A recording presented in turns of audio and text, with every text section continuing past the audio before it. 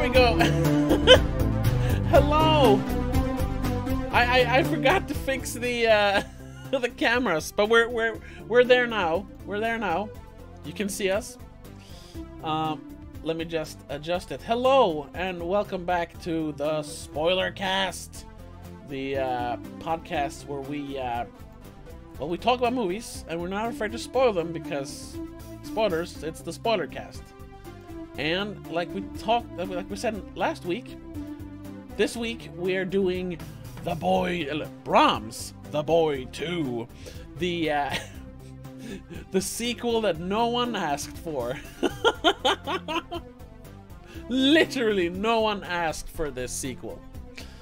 And with me, as always, is my sister and trusty co-host, Rebecca. Hello. Over there, right. I put us on the right spot. So I can point at you. There you are. Yes. So. Oh god, that's opposite of what I have on my screen, though. But okay. Yeah. Right. So last week we discussed The Boy, a movie that I hadn't really thought of since 2016. But then I saw a review for Brahms, The Boy 2, and I was like, oh, I kind of want to see that because it sounds like a ridiculous sequel to a already ridiculous movie. Yes. So we decided to do a spoiler cast about the first The Boy. And now we're gonna talk about the second one because we've both watched it. I watched it today, just before we started streaming. Yeah, me too. And wow. It's quite the movie. Yeah. Gotta say, you remember at the end of last week's stream, you asked me what I thought the second would be because I hadn't seen the trailer. Yeah. It was nothing like that. What was it? What did you think it was gonna be? I don't remember. Well, not that. Well. I don't remember exactly what I said. I think I said the home invasion thing made them want to like switch places or something. Something happened that made them want to move out of the country, and it was a family, and of course the son was going to be obsessed with the doll. Yeah. But other than that, I don't remember much what I said, but I did not say this. No. Not at all. God damn it. I made some notes when I watched the second one. My last note is just, what the fuck? That's it. Okay. Well, let's go through the plot first. This takes place some years after the first one, I suppose. At least 5 years after, because they mention that the boy was stuck in the walls for some 30 years or something. Yeah. And that's 5 more years than what they say in the first one, so I'm assuming it has been a couple of years more, at least. Wasn't he like 28? 28 years? Something like that. Something like that. Yeah, it's somewhere like, I think it's been 4 years, like, between the movies. Something like that. 4 or 5 years. Yeah, probably. Yeah. This new family moves in after having their house or their apartment in London burglarized, and the mother almost bashed in the head. Yeah, almost getting killed by the burglars. The mother, of course, being played by pointing out they do not move into the big house. They move into the guest house. The guest house that we did not know about. Yeah, well, yeah, it's probably like a servants' quarters, basically, where the butler lived.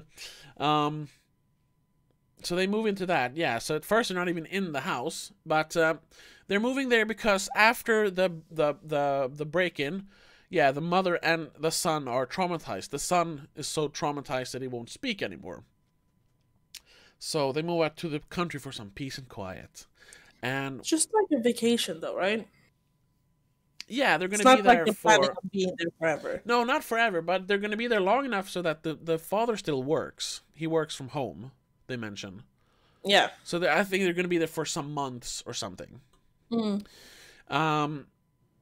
And the very first day, they're out walking in the woods, surveying the grounds. The boy, called Jude, right? Yeah, Jude. Yeah. He finds Brahms, the doll, buried in the forest. And no, he doesn't just find it; it calls out for him. Oh yeah, he hears something, starts walking towards it. Yeah. and he finds it, and of course, weird things start happening with him. He gets very attached to the doll. They do also find the house. Well, the parents find the big house. Yeah, later, they find the big house, and then, we should go in there because they're renovating it for some reason. I mean, the house wasn't really...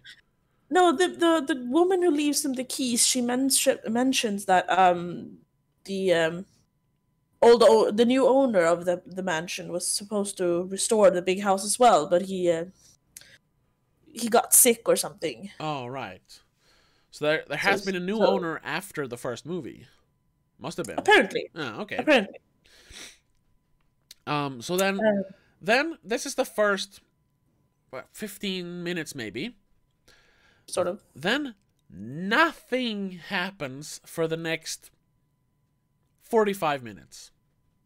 Yeah. I mean, we have little, there's almost less scares than in the first movie. We have the mother walking around because she works I think she works as a literary agent. They mention it very briefly at the end of the movie. That we're gonna get this author that we really wanted to have in our company. Okay, so she's glad you told us now that the movie's over. We should mention also they actually have a the big name for this movie. Last movie was Lauren Cohen, who was big at the time because of Walking Dead. This time they have Katie Holmes, who hasn't done a movie in 15 years? I don't know. Well, she did do. She was in Jack and Jill, which I actually had Oh yeah, she played Adam Sandler's wife, Jack's wife. Oh God. Which I actually talked about in my other podcast, the Adam Sandler podcast. Check that out up here. I'm just saying. Or a link if you're watching this live. Yeah. So I think she's done little smaller projects, but like indie movies or smaller independent movies. But I mean, she hasn't been in the spotlight since, I would say Batman Begins. Yeah. And even that was not really. She wasn't in the spotlight for the movie. She was in the spotlight for what was happening in her personal life. Yeah, because that was around the time she divorced Tom Cruise. I wanted to call him Bruce Cruise, but that's not his name. Anyway, Bruce Cruise. Bruce Cruise. So she plays the mother, and it's her walking around, the kid acting weird, the doll smiling and turning his head. But not at all as subtle as in the first movie. The first movie, at least, it was subtle, but to a fault. This one is almost too obvious. It is too obvious. It straight away, I think, I noted it down, but I don't note when. But it's sometime just after they take the doll home, they clean him up, blah, blah, blah. He's sitting on the couch. Right, it's when Jude goes into timeout and the doll has to stay in the living room. Yeah, well, she mentioned he gets not house arrest. He gets sent to his room because he ripped his favorite teddy bear up. He says it wasn't him, or he writes it wasn't him because he doesn't talk. But yeah, the doll moves its head while the camera is watching. Yeah, we see the doll move its head, and if you remember, before that, I think the first night that it's in the house, the doll's in the house, when they leave him in the living room, I think, or something like that, or some room, we actually see the doll smile. They give it a CGI smile. It goes like, oh, right.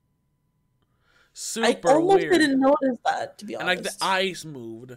And then immediately started thinking, well, I kind of knew that it was a demon or whatever it is, because I'd seen that review from Red Letter Media. But it was just so now the doll is the doll alive? In the last one, it was just a vessel for the actual boy to, act out vicariously through. Yeah. My second sentence is it starts with supernatural. Yeah. That was before. That was as soon as I heard voices in the woods, kind of thing. Yeah. So, okay, it's a demon or a ghost or something. No. Yeah, but then we have fake jump scares again, just like in the first movie. Only in dreams, though. Yeah, in dreams, That's but like the first movie. this time the movie is supernatural, so it doesn't have to be in dreams. It could actually be real jump scares. But no, they keep having dream jump scares. And but I think that they're trying to like mimic the first one in that sense to try and make it like, oh, it's not supernatural. Yeah, but you kind of spoiled that when the doll moved and smiled and whispered. Maybe they're supposed to, like, okay, the whispers, no idea. The mom seeing the head move could have been just she's going crazy. Yes, but why would she go crazy that way? That's something they touch upon, because she, of course, is traumatized. From the burglar, and it's only been like 5 months, and her husband is like, you need to let it go. But wait, she almost died 5 months ago. Give her a little time, dude. Yeah. He's a bit insensitive in the beginning, a little bit throughout most of the movie, to be honest. Yeah, but they don't really play on that. You think it was gonna be more of like her thinking she's going crazy, or the other people thinking she's going crazy. Okay. But she's actually the one who knows that the doll is alive. But they can't choose. Can't choose if the mother or the son is the main character. They have to pick. They have to pick one. But no, they can't. But yeah, then we have fake scares. She finds out little small bits of history about the house, but nothing substantial. That's towards the last 30 or 40 minutes of the movie. Yeah, but the first 50 is literally nothing. Yeah, she like Googles old Victorian dolls or something to try and find out what make it is or whatever. But she does find something about the Heelshire, like having problems with renovating because a boy is living in the walls or something. But that's towards the end. But there are 2 instances where she Googles, and the first one they just brush over it. But then later, when she goes to look up the history of the house, that's when she finds out that more people have died and all that. Isn't the first time when she looks up things, she looks up trying to find out what kind of doll it is? Oh yeah, God, she does that as well. Shaking. But I remember but her... she can't figure out what it is, and she takes a few times, but then she figures out the serial number or whatever of the doll. Yeah, the serial number doesn't exist. At first, until she's like, "Oh wait, upside down." Oh right, yeah. Oh, I should also tell you, like that detail, I barely remember that, even though I just watched the movie, because I was so bored. For the first, this movie is 1 hour and 26 minutes. For the first hour, I was barely paying attention because it was after 50 minutes. I had to pause and walk away because I was too bored. Yeah, nothing happens. We have these little scares. We get barely any information. It is just this slow build-up of the boy, well, what we think is the boy, but it's actually the doll, being more and more aggressive, but it's not giving us anything. It's just, oh no, so weird, he flipped the table, or oh, he ripped the teddy bear apart. But like, there's only 2 real physical acts that he does. What it's getting to. And that's flipping the table. Yeah. And then, I'm not sure if it counts though, making Will fall onto the broken croquet stick thingy so he impaled. I'm not sure if that actually is the doll, or if that's just coincidence, really. Well, see, he says that the doll told him to let go, so... True. Yeah, because their cousins come over to visit, and one of them is an asshole, and he falls on a broken croquet mallet and pierces his shoulder. At first I thought they just killed a kid in this movie, and I was like, whoa. Because at least that's different. Not in a good way, I suppose, but it's different. They usually don't kill kids in movies, but I was like, whoa. But then, no, he just hurt himself. It's like, what? He was pierced. Well, they do... I don't remember if that's a movie rule or if that's like a video game rule, but you don't kill kids or animals, right? Yeah, I know. But they kill the dog. They kill the dog, yeah.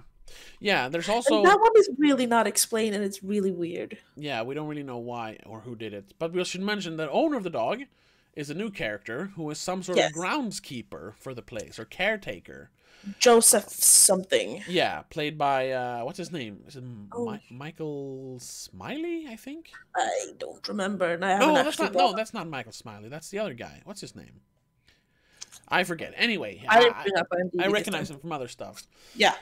Oh, he was in The Witch, right? He played the father in The Witch, and he's in some. I think he's in. No, that's Michael Smiley. Anyway, I'm mixing them up. Huh? Yeah.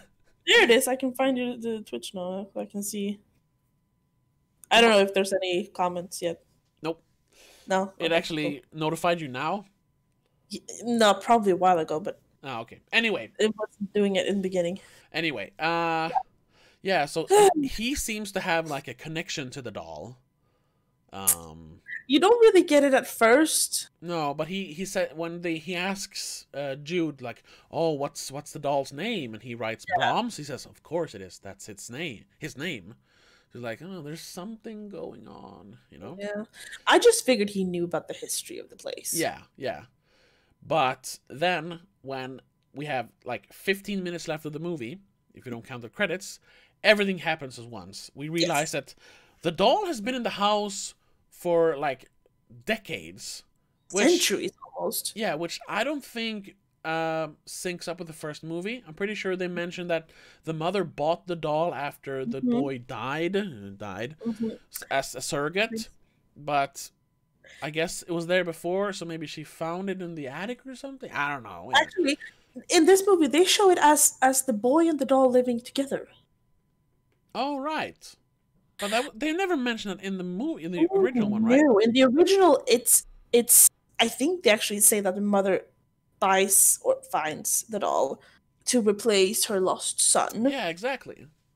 But after the fire. Yeah, here it shows that there's been several families, for decades, maybe even like a century, who have lived there, and every time a little child, usually a boy, becomes like crazed and kills a mother and tries to kill the rest of the family, and the doll is always there. So it seems and they always blame the doll. It's the doll's. Yeah, exactly. So it seems there's something evil about the doll, and she finds out that in the 70s or something, or not the 50s. He's not that old, but sometime earlier, one of the children who killed their family or something, or their mother, whatever it was called Joe.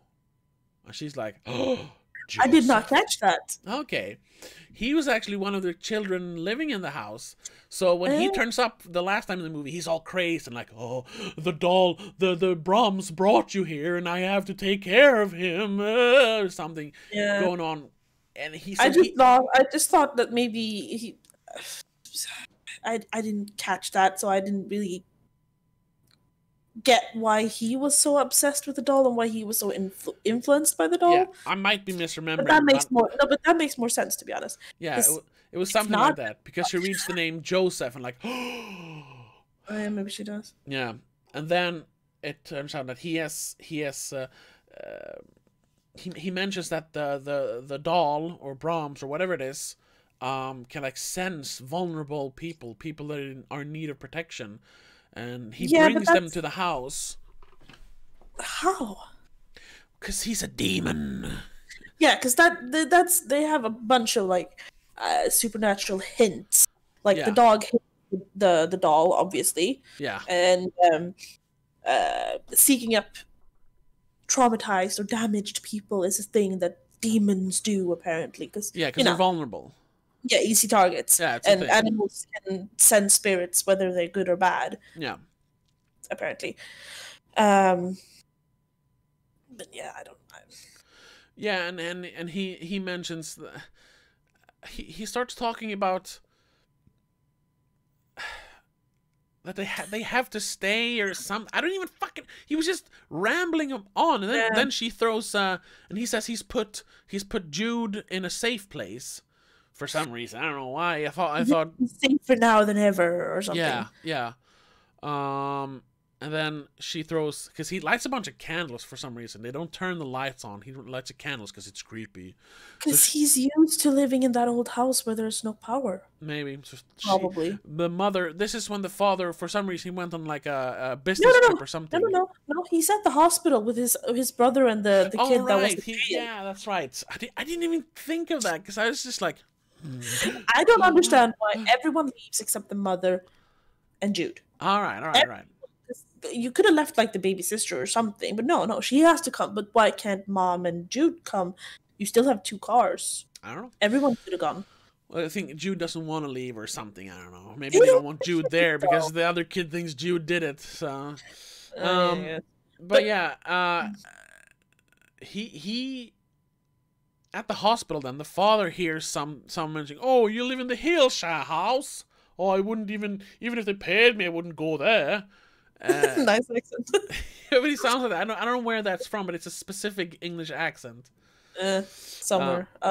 And so he's like, "Oh my god, I gotta go there because because he mentions like generations of crazy people. boy, yeah. So he comes over, and well, so back in the house. This is really back and forth. Yeah, but yeah, the mother throws candle wax in Joe's face and slams him in the face with his rifle, which he's always carrying. And then she runs and she figures out that Brahms and Jude are in the basement, right? No, she walks in, and I think it's not mentioned enough, but she kind of hints at it because the only painting you see from Jude in his like notebook thingy, you see a bunch of the scary ones, but then when the dad flips through it, you only see like pretty ones, and one of them is a painting. It looks like of a rose. The door she opens to the basement, right. stained glass rose on it. That's a really vague detail. Yeah, to like make her go down there because first of all, you've never seen that door before. That's not there in the first movie. No. There's no door to the basement in the first movie. Oh, I hate this. Anyway, they go down there, and Jude has set up candles in like a formation, like an altar in front of the furnace, and he has put inverted triangle. Yeah, exactly, and he's put the painting of the Heelshire family on one side, and it's just like, okay, so, and he put the mask, Brahms' actual doll mask on. Yeah. And then he says, "Oh, we have to stay here now," or something. "We're safe here now." And she's like, "Oh, okay. Of course, Brahms should be part of the family. Let me hold him." And she puts him down, and she tries to, she goes into hostage negotiation mode. But then, when she puts the doll down, Jude grabs the rifle and says, "It's too late. You have to die," basically, because they can't keep him safe. Only Brahms can keep him safe. Yeah. And then in walks the dad, sneaking in with a croquet mallet, and he sneaks up behind the doll and smashes the head like in the first movie. But this time the head isn't empty. There's like a weird wooden bloody demon head inside. It looks almost meaty. Yeah. And then it's like Jude like snaps out of it. So, "Mommy, what's going on?" When the head smashes. But then the doll sits up and it turns its face towards them, and you see blood coming out of its mouth hole. It's not really a mouth. And you're like, okay, it's another doll. It's an actual like physical demon in the doll. And Joe comes in. He's like, "Oh no, you've ruined everything." And the doll looks at him, and it makes the furnace like blow up basically, and throws everybody towards the wall. First, it makes Joseph levitate. All right, it makes Joseph levitate first. So now we have fully confirmed there is a demon, a physical demon in the doll, which was never there before. At least not in the first movie. We've seen the broken doll. Yeah, there was just dust in it before. Yeah, it was nothing in the head before. Maybe the demon can choose if it materializes or not. Well, it shouldn't materialize then, because then it's vulnerable. Because after it throws Joe against the wall and supposedly kill him, because we don't see him anymore after that. I think he breaks his neck or something. Yeah, Jude gets up and tosses the doll in the furnace, and we watch it burn. Oh, and they're all safe. Oh, we're so happy. Oh, we forgot to mention though, Joe. They almost makes it out that Joe is the original Brahms. Because they show clips from the first movie, and he talks about like putting the doll back together. Mm-hmm. And then we see that scene from the end of the first boy, where we see the original Brahms putting the doll back together. And I was like, wait, is this Brahms? No, it can't be. I don't know if they're like trying to retcon it, that Brahms was actually Joe or something. It's just, what? No, I think they're just like that last scene in the first movie when you see him being put together. That wasn't Brahms? No. What? According to this movie, it wasn't Brahms. And according to this movie, it didn't happen straight after he was broken. It happened maybe a year later when this new owner, Joseph, buys the property. That's so retarded. Yeah, exactly. And he was the one who buried it so that someone could find it again. Which makes no sense either. Because I thought he was attached to it. Why does he need a new kid? I don't know. Nothing makes sense in this movie. But it ends... it ends with them burning the doll and the demon. Great work, demon, being physical so they can actually burn you. And then they move back to London, back to their very cool apartment. Or it's like a 3-story apartment. It's not an apartment. It's a... in Swedish, we would translate it to chain house, but that's not the word. Oh, okay. It's one of those like narrow but tall buildings you see in they're England. All attached to each other. Yeah. By one wall, at least. Yeah. Okay. I don't know if it's semi-detached or something it's called like that.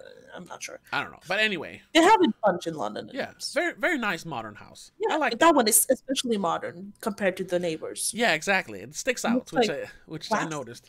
Anyway, and I looked at the time and said, oh, it's 9 minutes left, so about 5 minutes of movie. It's like, okay, I know, something's gonna happen. Cheating. Because you can never have like an extended ending like that and make it be happy.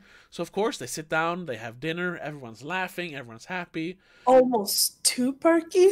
Yes, and the boy, Jude, goes to bed and says, good night, honey. Blah, blah, blah, blah, blah. Love you. Love you. Oh, yeah, yes. And he closes his eyes, they shut the door. And then he opens his eyes, and he goes into the closet, and he takes out the Brahms mask, and puts it on, and he looks at himself in the mirror and says, I think we'll be fine here, if they follow the rules. Dun, dun, dun! Oh no, the demon is in the boy! So now there's an actual the boy, I suppose. Yeah, it's just... And that's where the movie ends. Yeah. And it's just, I thought this would be, the way the guys at Red Letter Media, or Jay specifically, who watched the movie, described it, I thought this was going to be like a hilariously bad movie. But this one is it's more boring than the first one. It is, and it's just... At least the first one took place in that big scary house, which was kind of moody and cool. It was boring as hell, but at least we had that, and the twist that maybe it's actually a ghost in the doll. That whole, like we talked about last week, that was the only, that was actually a kind of interesting, twist they were going for. Like, is it a ghost? Is the doll alive? Or what really is it? Oh, you got all bright all of a sudden. Light switches. The natural lighting I have. Yeah. So that was like you said, the first movie has at least an element of is it supernatural or not? Yeah, it was mildly interesting for a few minutes. The aesthetic of the old house, that in itself is scary, sort of. Yeah, and as we discussed, if you did some major rewrites, but still, you could make it to a kind of interesting movie. Yeah. This one? No. No. No, you just can't. I don't... I mean, you have to scrap everything except for, the first scene and the reason they go out to the countryside. Yeah. And even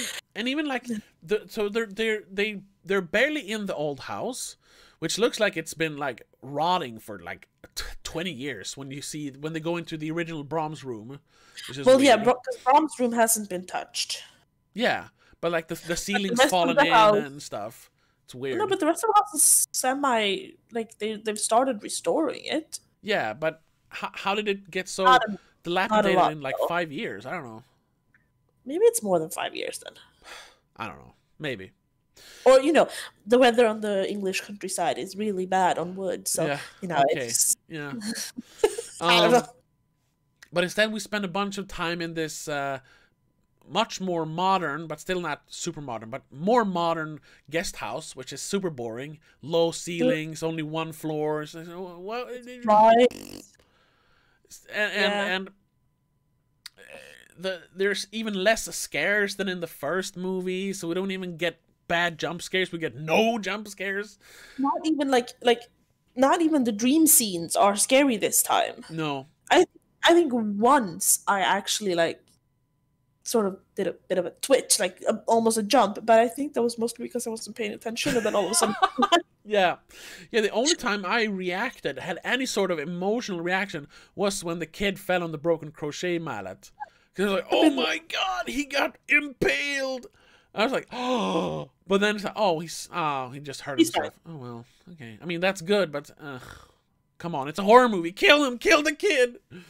Yeah, because the only death we have, the only gore, is the dog. Yeah, it's the dog. We don't see it. We only see a painting of it, and then eventually, I think it's 15 minutes later, Joseph finds his dog, and then they make no notice of it. It's just oh, there you are. And then we see it for 2 seconds, and we see it's eviscerated, but there's no blood. It's just entrails on the outside, and they cut away.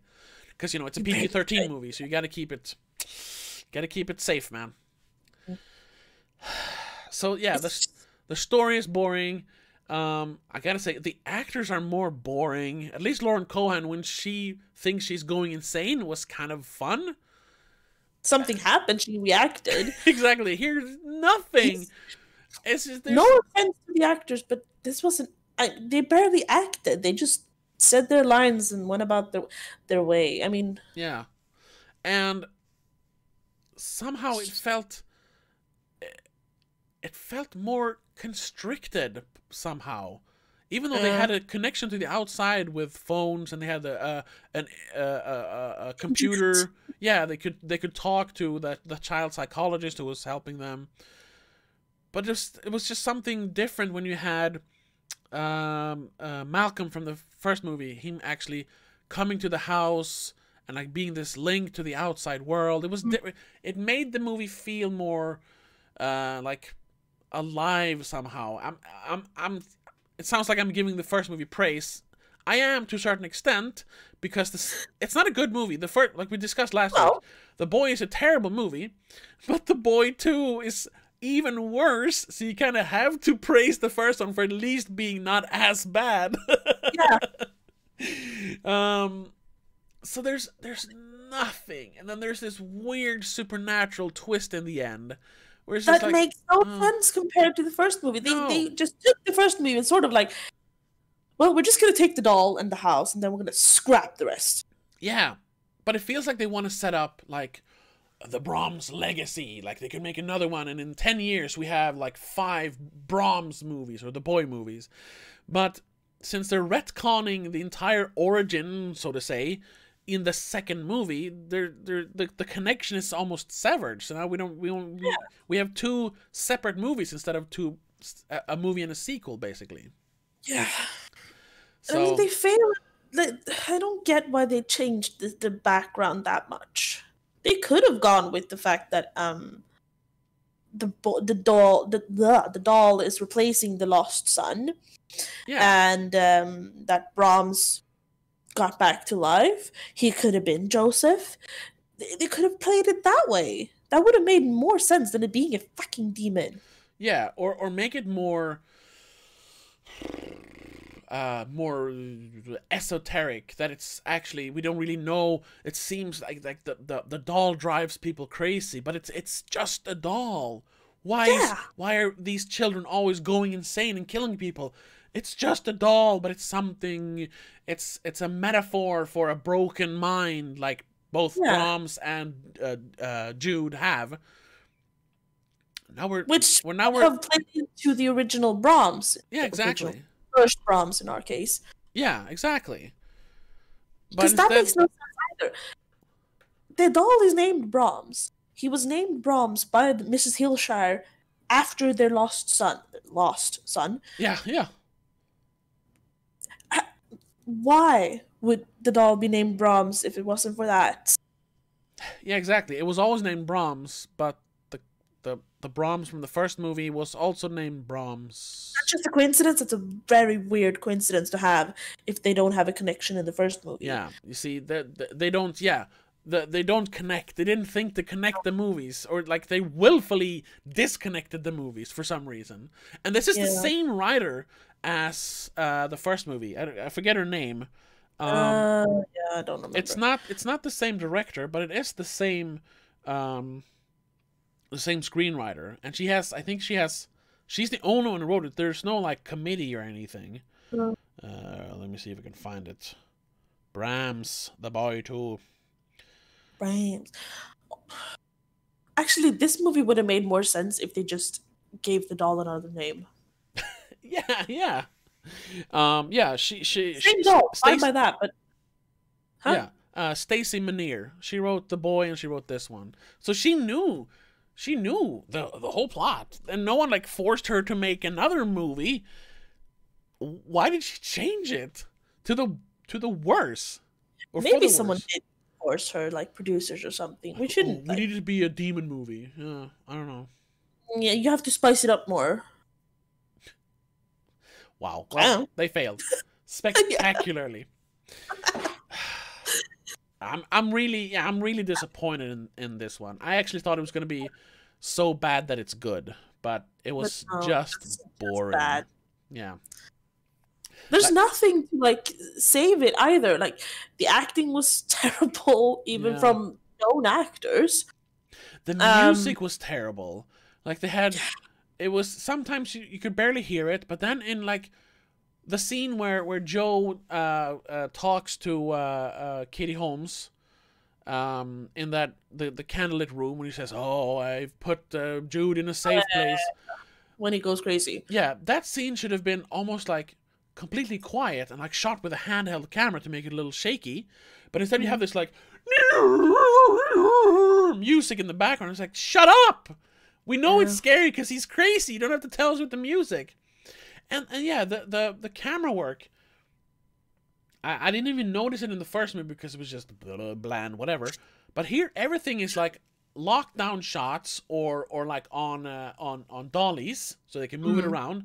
But they never utilize handheld, with which a movie like this, other than when the one scene where they're walking inside the walls, you kind of have to have it handheld. Because it's too close quarters. Yeah, exactly. But they could have used, especially the close-ups in that scene and other scenes like it, they could have used handheld to convey that emotion. But they didn't. Yeah, to get a bit of a feeling to it. Yeah, but instead it's just, no, let's just set up the camera, film the scene, all right, let's move on. This is a movie that is completely, what's it called? It has no passion. It's passionless, if that's a word. It looks like it took literally 2 months to film. Yeah. Because you had 3 locations, basically. Well, 4 if you count the woods. And like 5 actors. Yeah.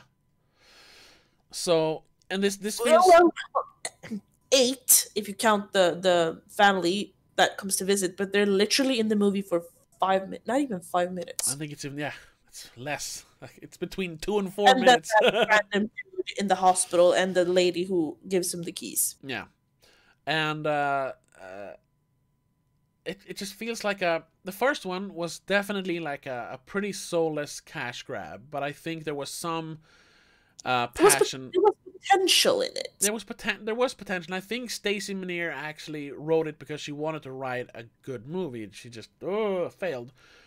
This one is like a soulless cash grab sequel to a soulless cash grab, and in this one nobody cared. It's the worst. No, it's even worse than that. It's because it's not so terribly like put together that it becomes good. It is just so bad that it's bad. Because there's so bad that it's good, like The Room, or we've watched some movies like that, and they can be fun to watch because they're so inept at being a movie.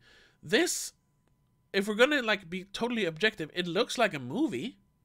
Well, but yeah, sure. It looks like the most bland and boring and, like I said, unpassionate movie I've ever seen. Even worse than the first one. Even like the colors, everything was so muted and dull. Yeah, I know. Like, no, they didn't even have like fresh flowers Yeah. at all. No, I don't know. The only color in the entire movie basically were fire, and sometimes in Brahms' tie.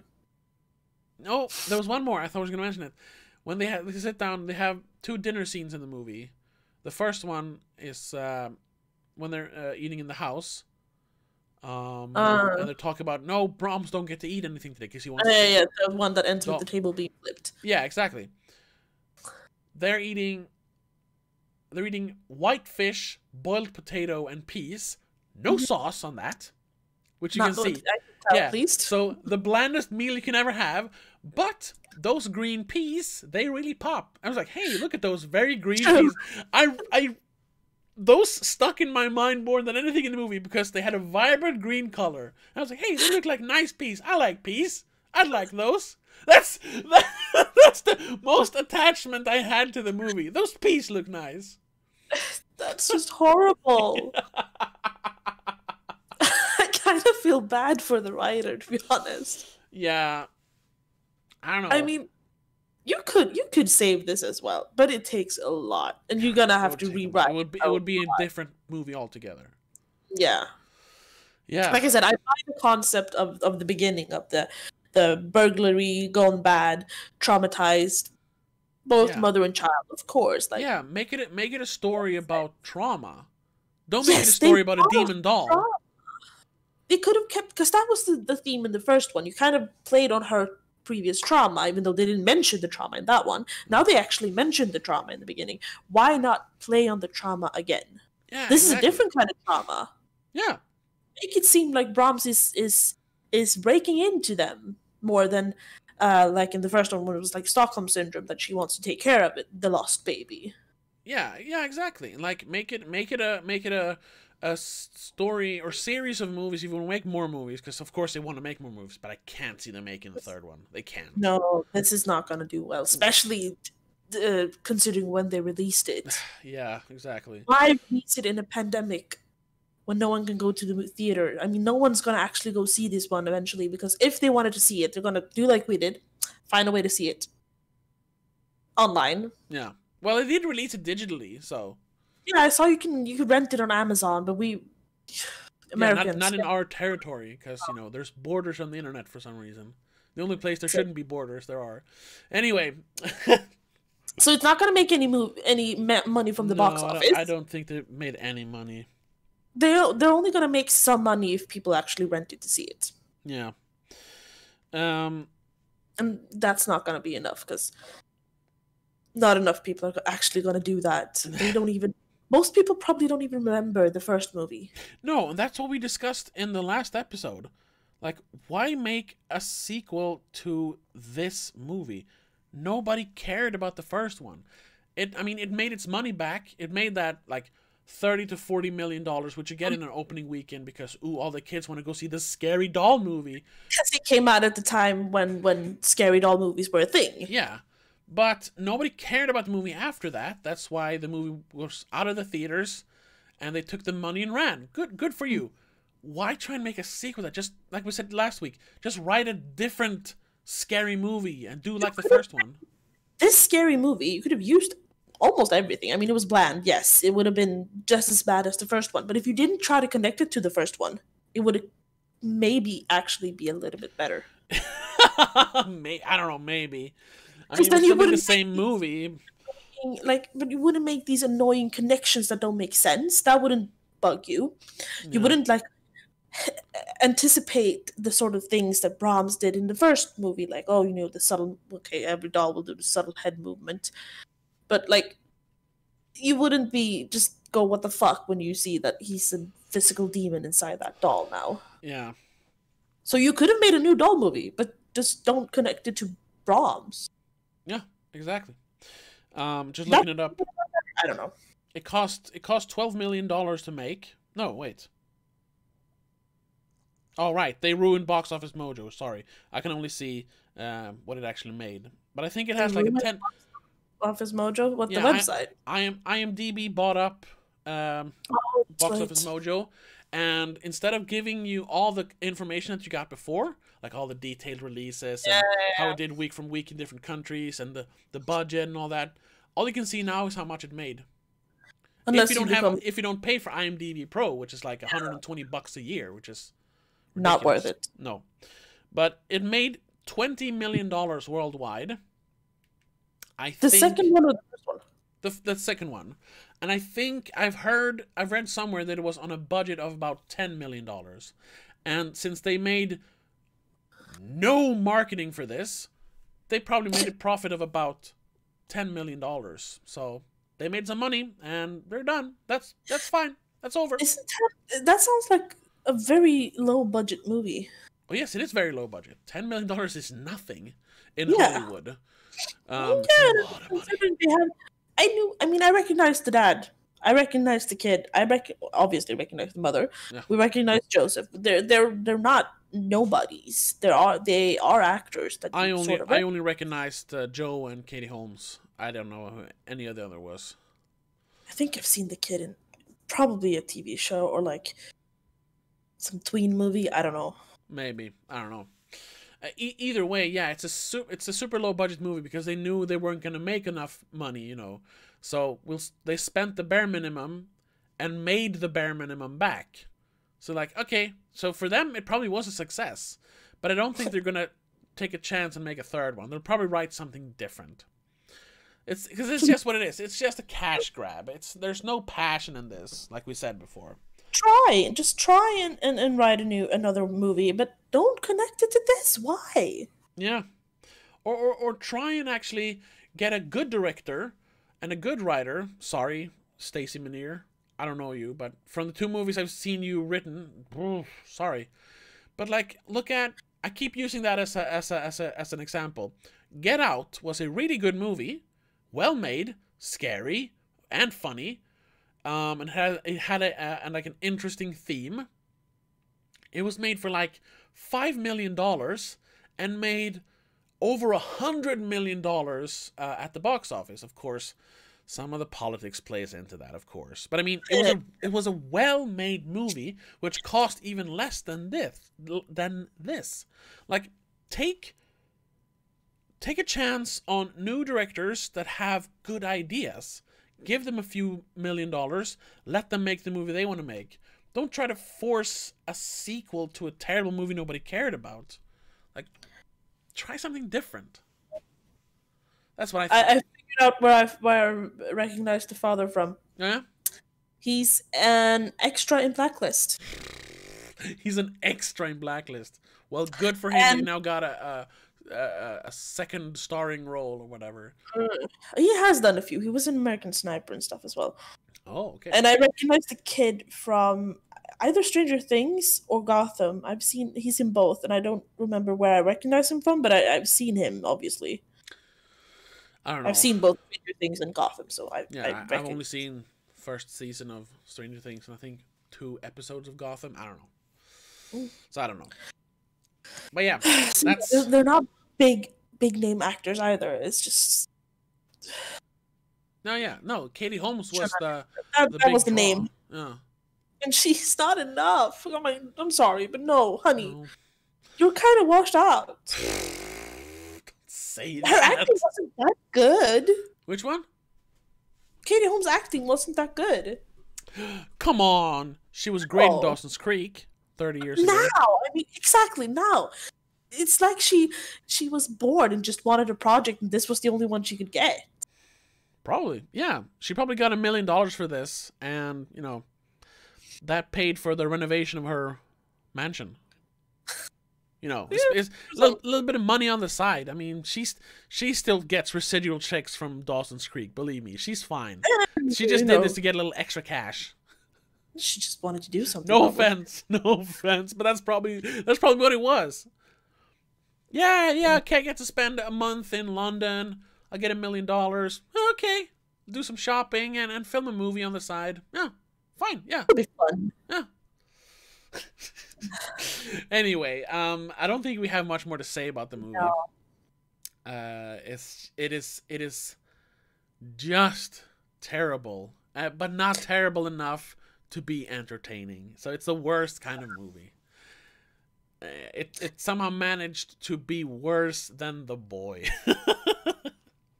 Yes, which up until now was probably one of the absolute worst horror movies I've seen. Yeah. Well, movies in general. It's up there. It's definitely up there. So that's it. Don't watch it. Please don't watch it.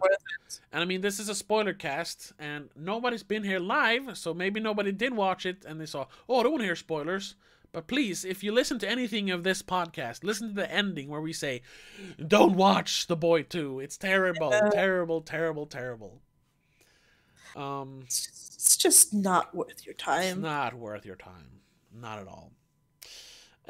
So, for next week, do you have any, because once again, there's nothing coming out in theaters. Do you have any, like, proposition for what we should do?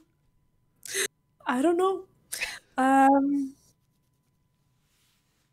mean, I'm kind of in the mood for more horror movies, but it'll have to be older movies, I guess, that we have seen probably before, or at least something we haven't talked about. Yeah. And to everyone watching this in the archives, if you have any movie you want to hear us discuss at length and spoil, you know, because it's a spoiler cast, leave something in the comments. I have to be honest. Did you check the comments from the last video? Because I didn't. I forgot that. We were supposed to check if there were any comments. It wasn't that. Could, like, since we talked about a 4-year-old movie that nobody cared about, we didn't get a lot of views on that one. No, I can tell there are no comments. Good. Yeah. So at least we've done it now. We've checked the comments. There's nothing to bounce back to the audience yet. Yeah. So we'll see what we do next week. We're gonna try, like we said, we're gonna try to do this once a week, but it's a bad time to start making a movie podcast since there's no movies out. Yes. But we'll figure it out. Perhaps we should try and do it, because some people know that we've done the where we did it on the TV show, where we did American Horror Story. That's true. Ooh. Maybe we should try and do it for a series instead. Yes, there's a new... I was thinking about that. They're releasing a new Netflix show on the 26th or something. Okay, that's like next week. Yeah, and I thought maybe we should do like a spoiler cast for that show. Sure. But I don't remember what it was. I thought it sounded mildly interesting, but it could be something that... coming soon. Let's check. That would be interesting to do a spoiler cast on. What was it about? I don't even remember now. Netflix coming soon. Is there anything for the 26th? Or maybe I'm misremembering.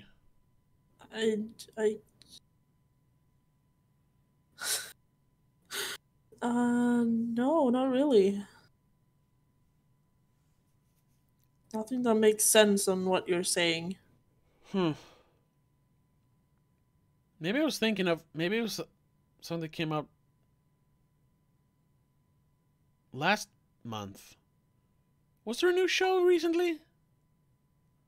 I don't remember. I mean, the most recent one was Outer Banks, but that's like a month ago now. No, it wasn't that. Let's see. Let me pull up Netflix. Well, yeah, we're in the end game here. We want to try to get it to an hour, so now we're just not just that. Like, why cut the stream before we come up with what we're gonna watch? If we have a plan, we can just keep streaming for a few hours. That's true. Let's see if we can, or a few minutes at least. If we can find like coming. But you can press comments. Are you on the website? Then you can. Yeah, probably... I'm on Netflix. I'm on the app though. Okay. It's not the same. You know, this is June, July. It's not it. Nothing. Like, I don't know, man. I don't know what you're talking about. Nothing like up. What is there? No upcoming. Coming this week? No. What? That's so weird. All right, Space Force. Space Force. Oh, that's what you were talking about. The 29th of May. Sorry. Space Force coming out the 29th of May. Wait, shut up. No, sorry. I had sound off my other screen. Excuse me? Not you, bro. Right. So we could actually do a a spoiler cast on that. I think it's since Are it's they releasing like the whole season at once? yes, because it's a Netflix show, so they're releasing the whole season on the 29th of May. So I mean, we're not gonna be able to do it right away, but that's definitely it's a show I want to check out because it's got Steve Carell and they're making fun of Space Force, which I don't think people actually know what Space Force is. They're like, oh, Trump is trying to militarize space. That's not it. But I don't. That doesn't matter. I don't care about that. It just looks like a funny show. So we could do that definitely. And I recently started watching a fairly new show on Netflix called Into the Night, which I could recommend. We could do that also. Could check that out. But that's for next week. Yeah, we'll figure out something to do for next week. Yeah, and we're scrambling because of stuff going on in the world. So, but we'll be back hopefully next week with a new spoiler cast. But until then, yeah, like we said, follow us here on Twitch if you want to watch it live. Subscribe to the YouTube channel if you're watching it there on the subscribe button and the little bell thing. And we'll see you next time. We will. Bye. Bye.